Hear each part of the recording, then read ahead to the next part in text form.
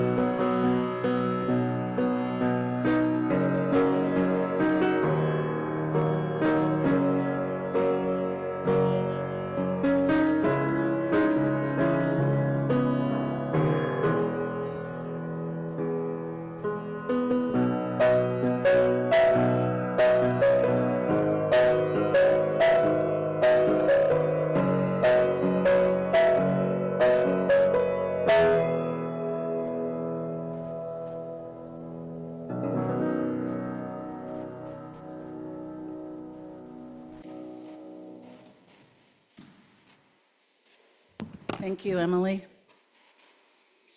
Good morning. Welcome to Unitarian Universalist Congregation of Lynchburg. We're glad you are here, whoever you are, whatever your beliefs, whatever your age, and whomever you love, you are welcome here. As we work together for justice, compassion, and peace, we also acknowledge with humility that our buildings sit on Monacan land. My name is Kim Sinha. I've been a participant in this congregation for 20 years now. Doesn't seem possible. If you are with us for the first time, we are glad you chose to be here this morning to participate in the service for this congregation we love. If you would like to receive our monthly newsletter and Friday email updates, please fill out the virtual visitor card found on our website, uulynchburg.org, under Sunday services, or fill out a yellow card found in the back chair in front of you and place it in the basket during our offering. So now let's take a moment to wave our greetings to our friends on Zoom, our Zoomies.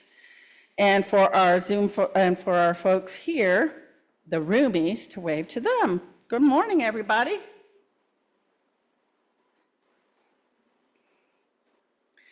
And now I invite us to release our worries about the world and our own lives as we enter into this service by taking some slow, calming breaths.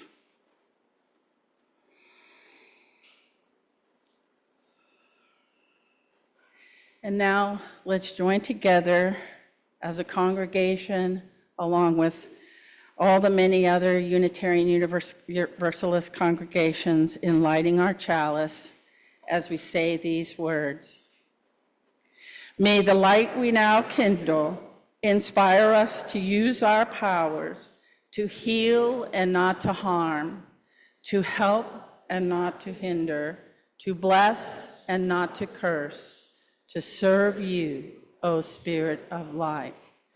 Now, I chose this hymn especially for the kids in our congregation, so join me in singing hymn number 118, This Little Light of Mine.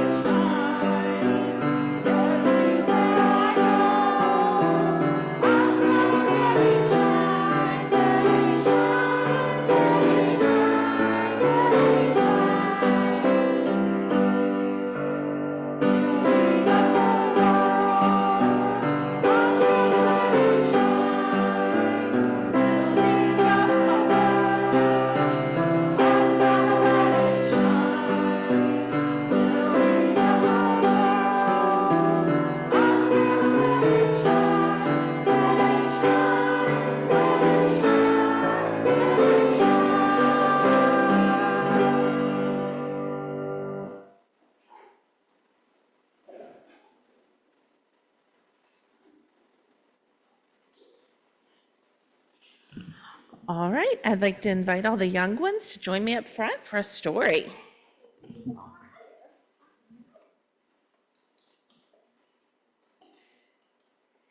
on over. I'm going to move this around you, okay? There we go.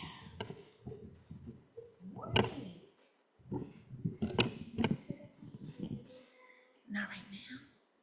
How are you guys? Yeah? So we have a really good story this morning. It's called, If You're a Kid Like Gavin.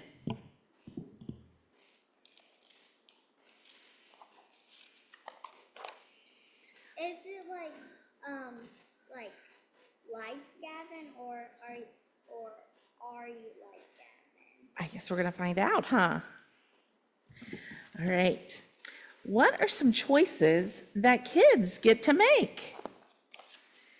If you're a kid like Gavin Grimm, you can choose which way to ride your bike, even if it's a little bit crazy. You can choose to eat worms on a dare or say, no, thank you. What? Eat worms? Uh-huh. Who would eat worms? I don't know. Some people do. Wait, To listen to your mom when she says you can't have any pets, or to sneak a frog into your room anyway. But what are some choices that kids don't get to make?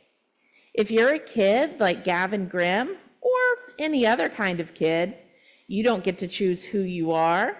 You don't choose your skin color, or your parents, or where you grow up. yeah, you do. And if you're a kid like Gavin Grimm, you don't choose if you're a boy or a girl. But if you're transgender like Gavin Grimm, you might choose to talk about it. To tell your family, I know you thought I was a girl, but I'm really a boy on the inside. To say, I can't keep the name you gave me. We have to pick a new one. To be honest about who you are.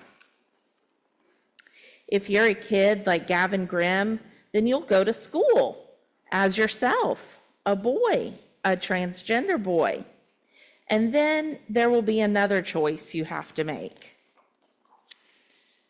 In some places, it's not much of a choice because every bathroom is for everyone. But at Gavin's school, boys use the boys' bathroom and girls use the girls' bathroom.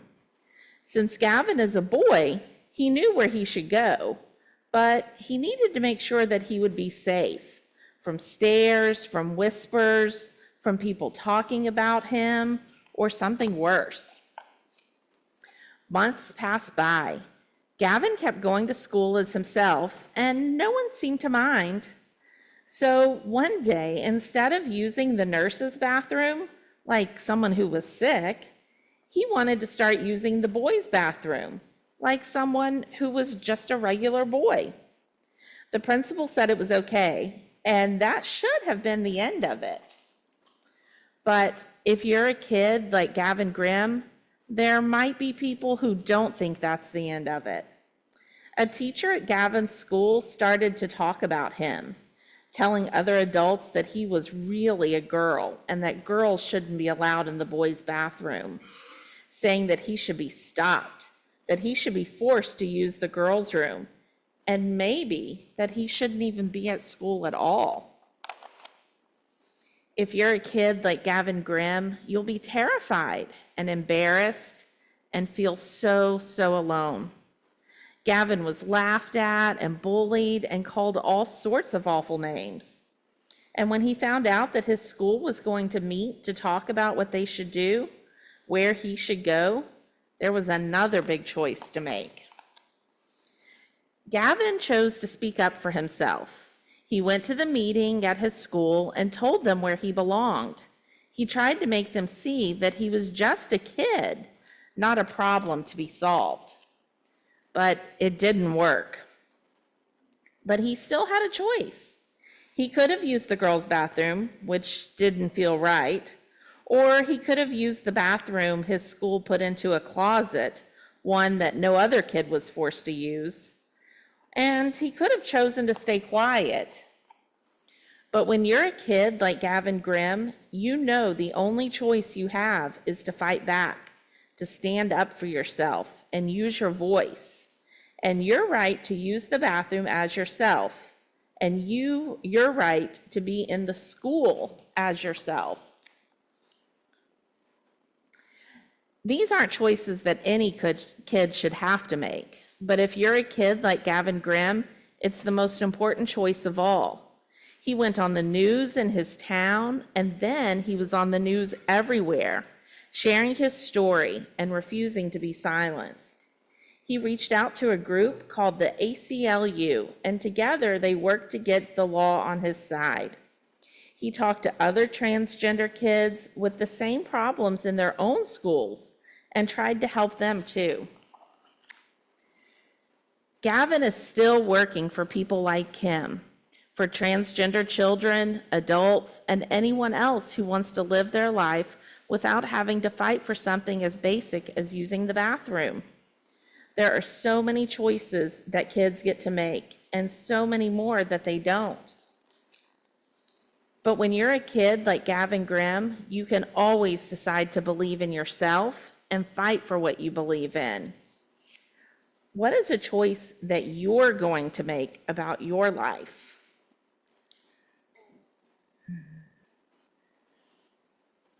You look like you're thinking of something, Kaimana. Are there any big choices you want to make in your life, or even any easy ones?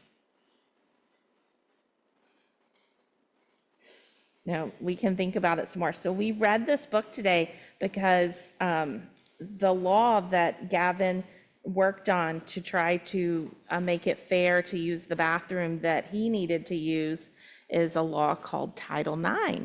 And while we're yeah, and so while we're upstairs this morning, the grown-ups are going to be talking about Title IX and some changes that need to happen in our schools and some changes that might be coming. And we're going to go upstairs and we're going to work on our covenants with one another some more, because one of the things we do when we covenant together is talk about the ways that we want to treat one another, right? And how everybody should be treated with fairness and kindness. And Gavin has struggled with that in this story. There were a lot of people that were unkind and did not keep up their end of the deal with Gavin. And we're going to talk about how we can do it differently. Yeah, Kaimana? The covenant? Yeah, so we talked about it a little bit last week. We're going to talk about it some more. A covenant is an agreement that we make with one another about how we're going to treat one another. But it's not rules. That's right. They're not rules because they're an agreement. We all talk about it and talk about the ways that we want to treat one another when we're together in a group. And so we're going to keep working on that today. All right, are we ready to go upstairs? Mm-hmm. Let's do it.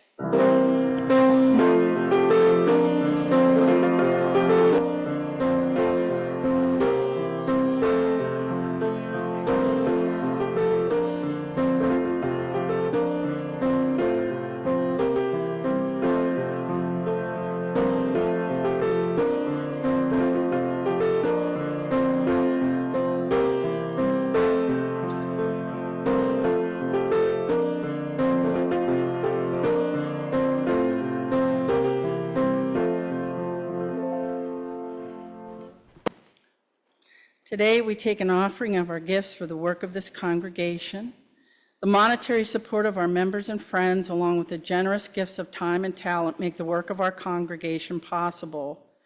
If you have found this church to be of value in your life, I invite you to use the offering baskets here in the sanctuary, or if you're on Zoom, you may donate at the website through the PayPal or send a check to the church office.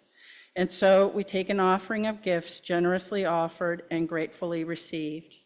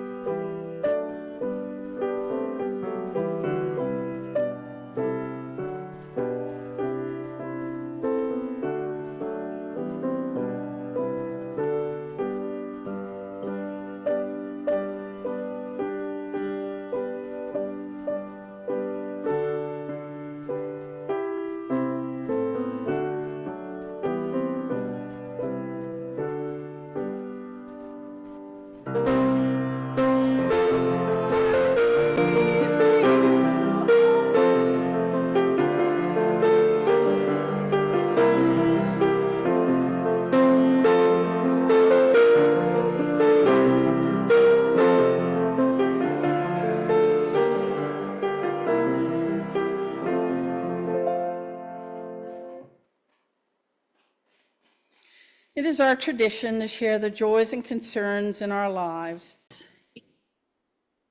even where it hurts.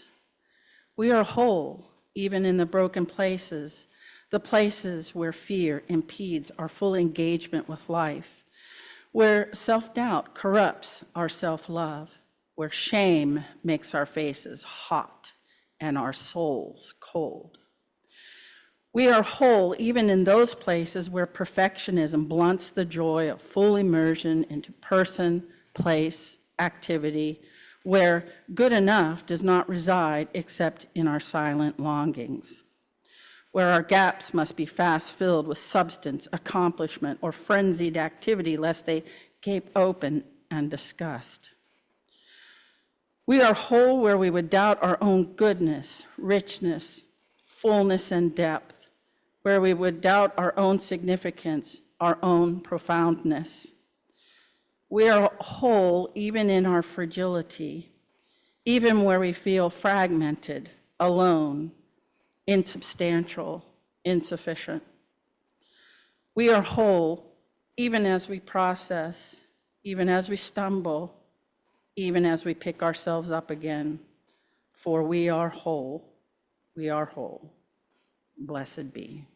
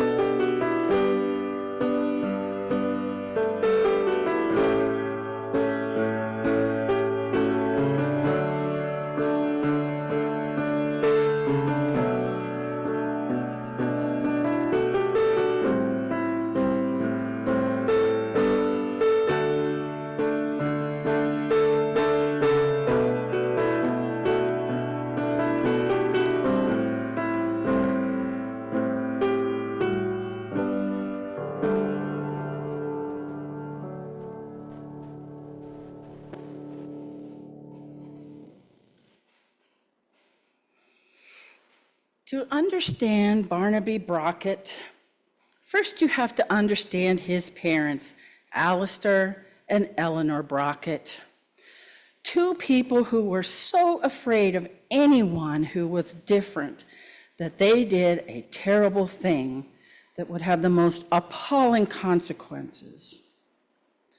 The Brockett family was just about the most normal family in New South Wales, if not all of Australia. Skipping ahead. And then their third child was born.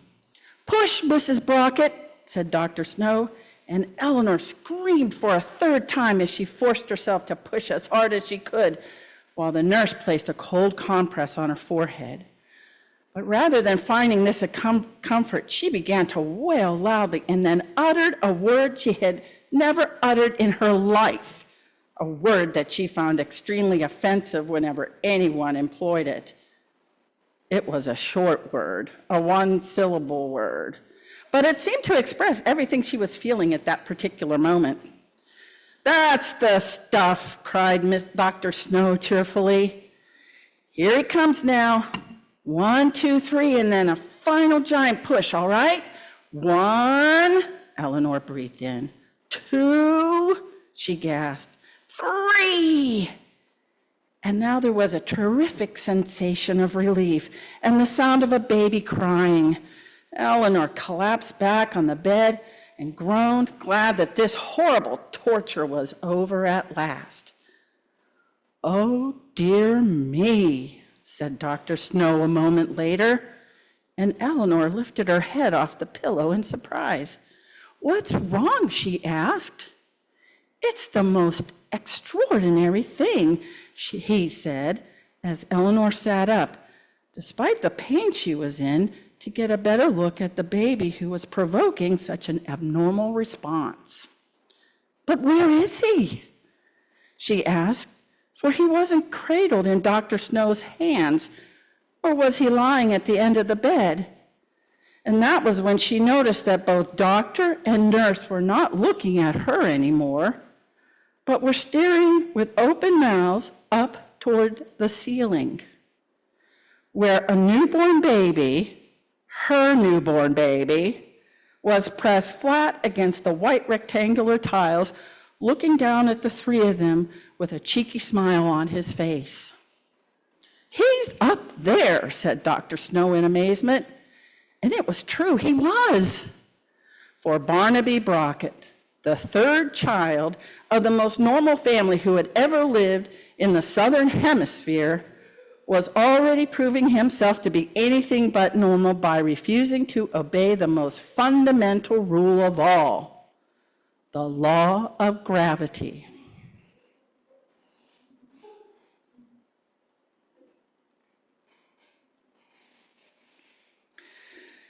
So good morning, and thank you for coming today. I wasn't expecting much of an audience with the holiday upcoming, so I'm glad you're here, and I hope you will enjoy my message.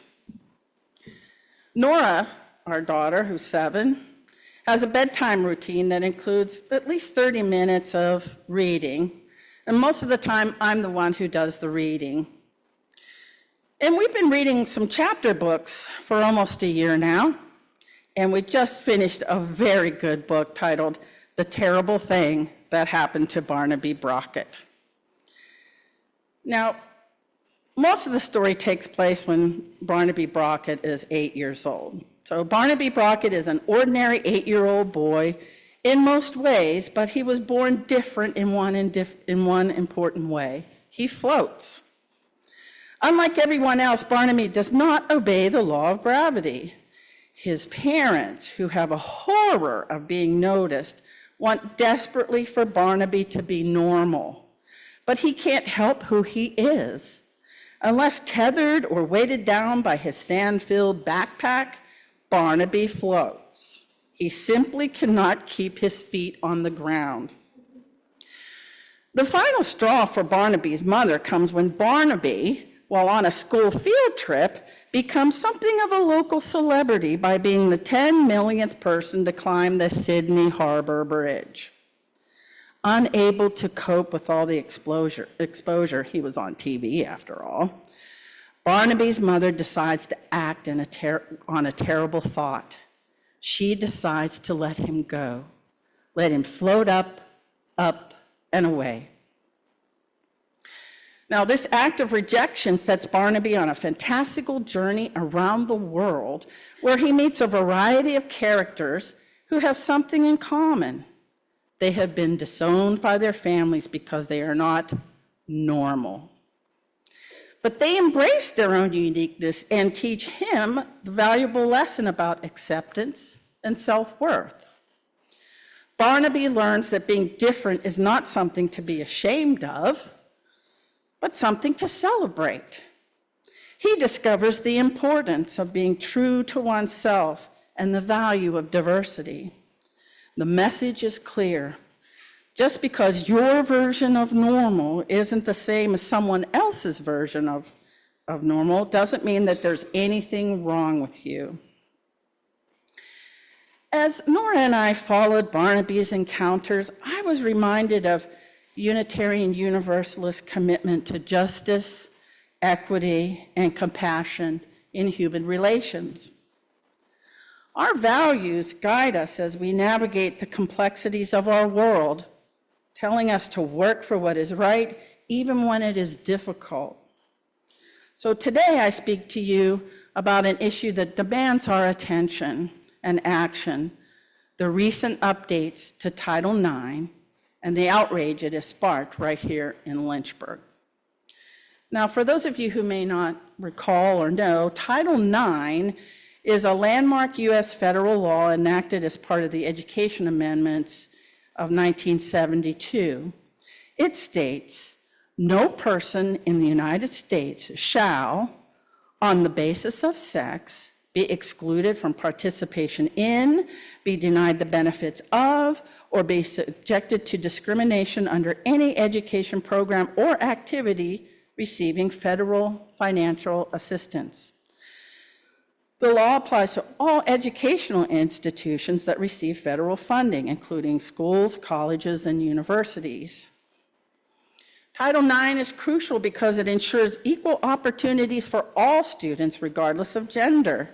It has been instrumental in addressing and preventing sex-based discrimination, providing protections against sexual harassment, assault, and unequal treatment in academic and extracurricular activities, most notably sports. We just saw how popular women's basketball has become and how now there's greater interest in the Women's National Basketball Association. That's all due to Title IX. Without Title IX, we wouldn't have that. Over the years, Title IX has expanded to include protections for LGBTQ students. And I often use the term queer as a shorthand, which some people find bothersome because it was used as a pejorative, but those of us in the queer community have reclaimed it, and we don't find it to be a pejorative. So give me some leeway on that. Recognizing gender identity and sexual orientation as protected categories. This broadening of protections is vital for fostering safe, inclusive, and equitable educational environments where every student can learn and thrive without fear of discrimination or harassment. This past April, the Biden administration announced updates to Title IX that, among other things, expand protections for transgender students, recognizing gender identity and sexual orientation as categories protected from discrimination. These updates are a significant step forward in ensuring that all students can learn and grow in a safe and inclusive environment. However, these changes have sparked a conservative backlash, with members of our own city council urging Lynchburg School Board to disobey the regulations. And the school board seems poised to yield to these demands, putting at risk the safety and well-being of transgender students. In fact, they recently voted to adopt Governor Youngkin's transgender policy. Now, a major criticism of Youngkin's transgender policies is that they require students to use the facilities and participate in activities based on their assigned sex at birth rather than their gender identity. And critics argue that this disregards the rights and well-being of transgender students, potentially increasing their risk of bullying and discrimination.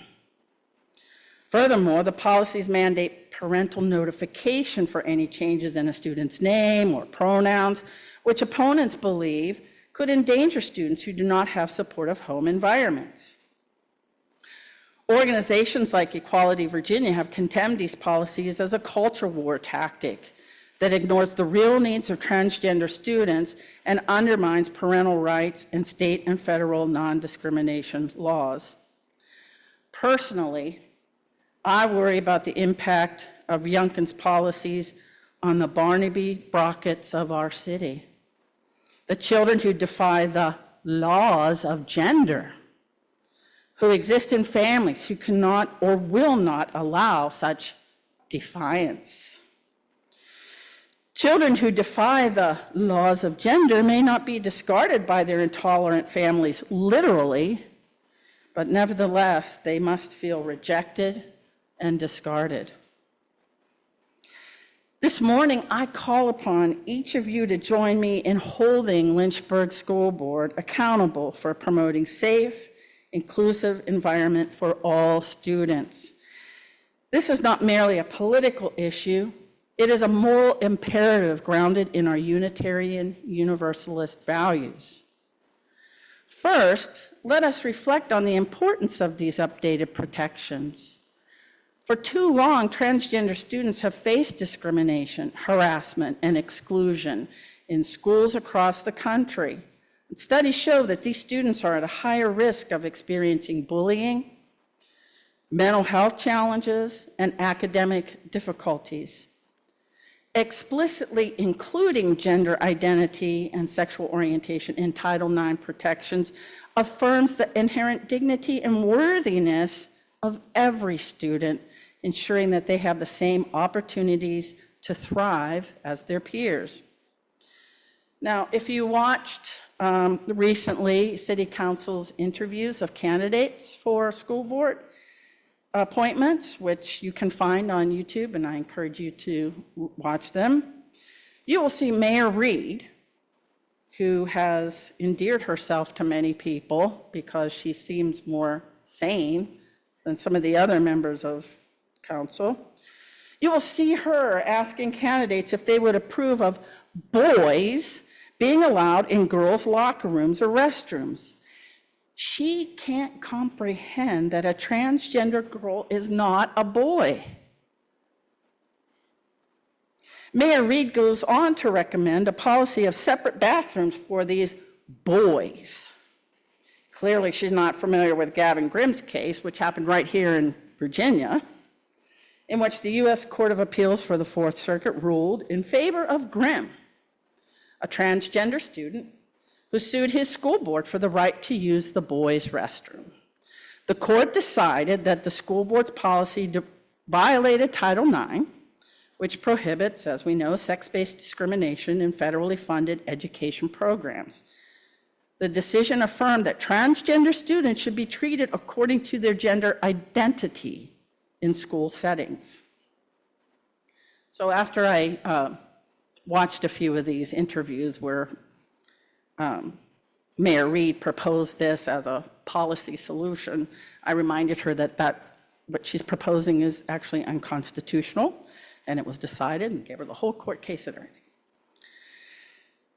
Our Unitarian Universalist value of equity declares that every person has the right to flourish with inherent dignity and worthiness.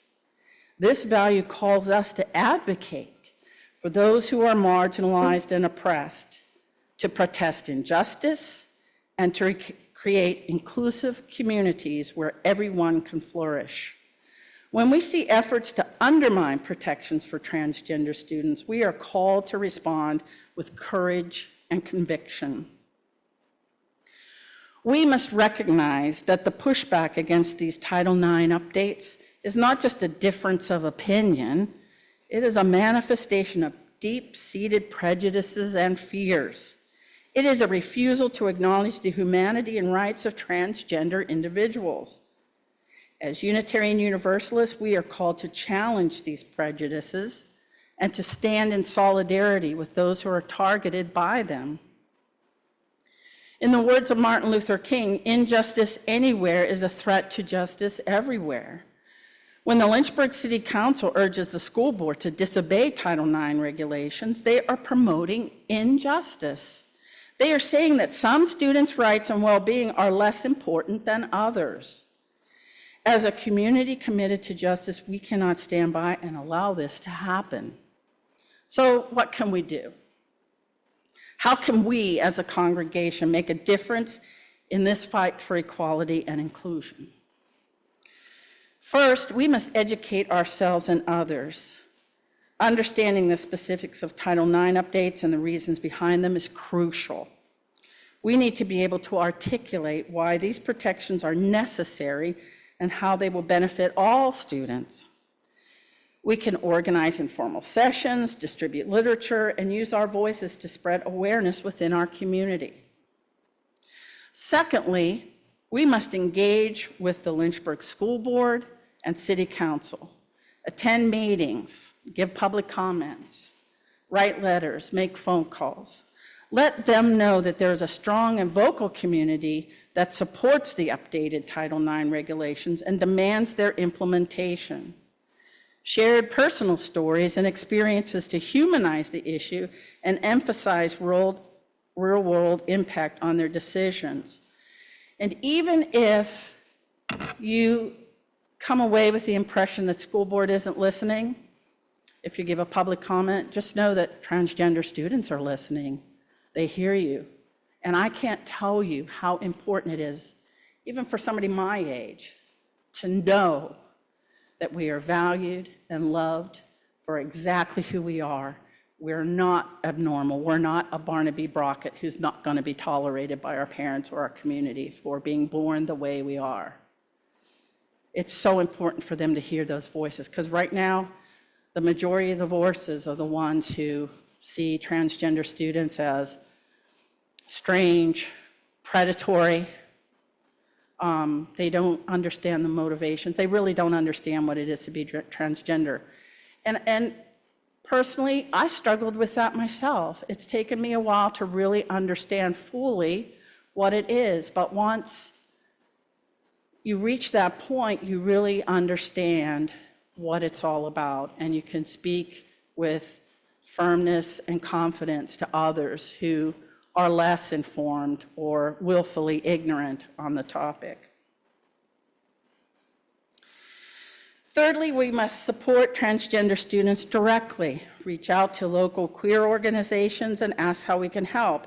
For example, I do know that Queer Town Hall needs a larger space to hold their meetings. Perhaps Drysdale Hall could be that space. Whether it is through volunteering, donating, or providing resources, our actions can show these students and other transgenders in our community that they are not alone and that they have allies who care about their well-being. Finally, we must continue to cultivate an inclusive environment within our own congregation. Let us ensure that our spaces are welcoming and affirming for everyone, regardless of gender identity or sexual orientation. By living our values authentically, we set an example for others to follow. In closing, I want to remind us that change is possible. And in fact, I've said this before, but I think just the fact that this has risen to the level of controversy it is a sign of progress, because transgender people were completely invisible before. So through this backlash, we can push. It often starts with a small group of committed individuals who refuse to accept the status quo. We have the power to make a difference in the lives of transgender students and others in Lynchburg, to ensure that they are treated with dignity and respect they deserve.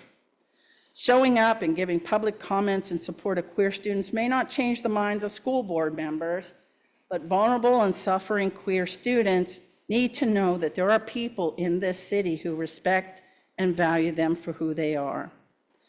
Let us rise to this challenge with love and determination. Let us be the voices for justice, the hands that build inclusive communities, and the hearts that embrace all with compassion. Together, we can hold up the values of our faith and create a world where every student, every person can thrive in safety and acceptance.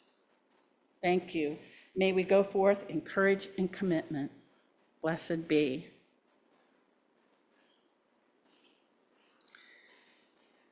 And now I think it is time for hymn 121, We'll Build a Land.